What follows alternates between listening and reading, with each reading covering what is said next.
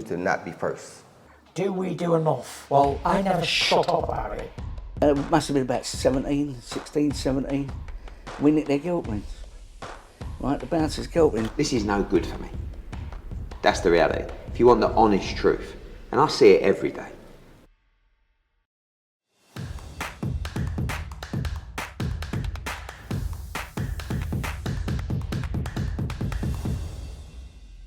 This is Umar for IFL TV. We're here to announce a massive event on October 28th in Riyadh, opening the Riyadh season, Bob.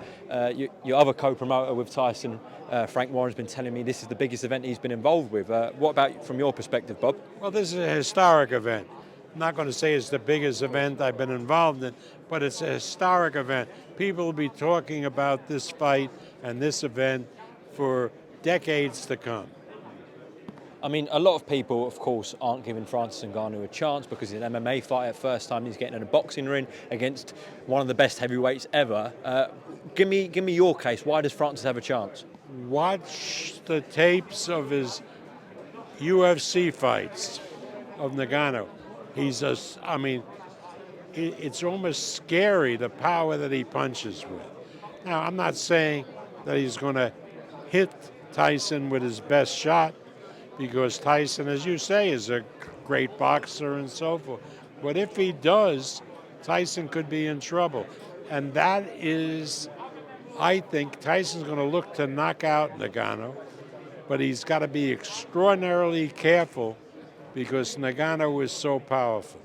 Bob, talk to me about the deal with the Saudi reps, with His Excellency, and you know, Tyson getting these fights now in Saudi Arabia and potentially could have more in Saudi as well. That's true. It has been a delightful experience interacting with Prince Turkey and His Excellency and his people. They've been real gentlemen, very, very smart in how they promote, and it's a privilege for us to be associated with them, and I think Frank feels the same way. How important is it to have a relationship with these guys in Saudi Arabia as well? Yeah, they're real. I mean, they're really, you're talking about the future. I mean, these people are going to be big, big players in entertainment and sports, and to be part of it for us is just really great. It's really very important. Bob, as long as he does the job on October 28th, Tyson, USYK, after the other night against DUBOIS, still holds all the belts. Do you believe with these guys in Saudi Arabia, at some point next year, we get Fury USYK? Absolutely. Absolutely. I mean, now that we're involved with these people who are real and want to do great things, there's no reason not to get that fight done. In your opinion, should USYK still have the belts? Because some people believe that was a legal punch. Frank's filed an appeal to the WBA. That was a legal punch. Maybe the referee gave him a little bit too long to recover, but I watched it on television. It was a low blow. You believe it was a low Yeah. blow? How do you rate USYK's performance against DUBOIS then? How do you believe Tyson gets on with him? Well, you can't tell. I mean, you know, it seemed to me DUBOIS, after that throwing that low blow, quit. Why he did, I don't know. But Usyk, when he fights Tyson Fury, will give him plenty of problems. What would you say to the critics out there? A lot of ex-fighters, British fighters like Tony Bellew, Carl Froch, TalkSport, a big radio station here, have been very critical because, in their opinion, Tyson didn't take the fights with Joshua and Usyk and is fighting in Ngannou instead. What would you say in response, Bob?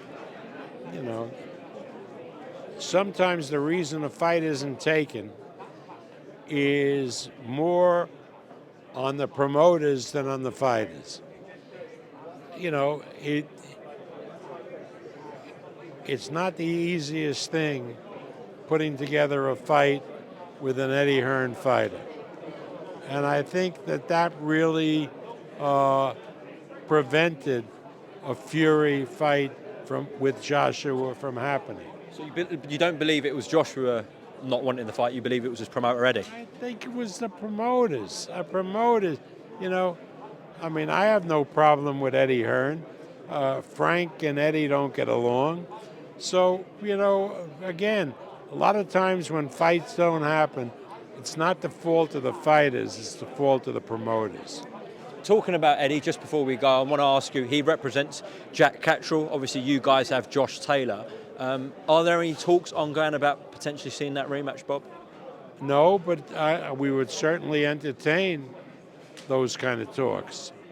But I got to, you know, maybe tomorrow, next day, I'm going to call Josh and see what his plans are. Bob, thank you for your time and enjoy London. I know you like the restaurants around here, so have a good time. Thank you very much. Thank you. Not be first. Do we do enough? Well, I never shut up about it.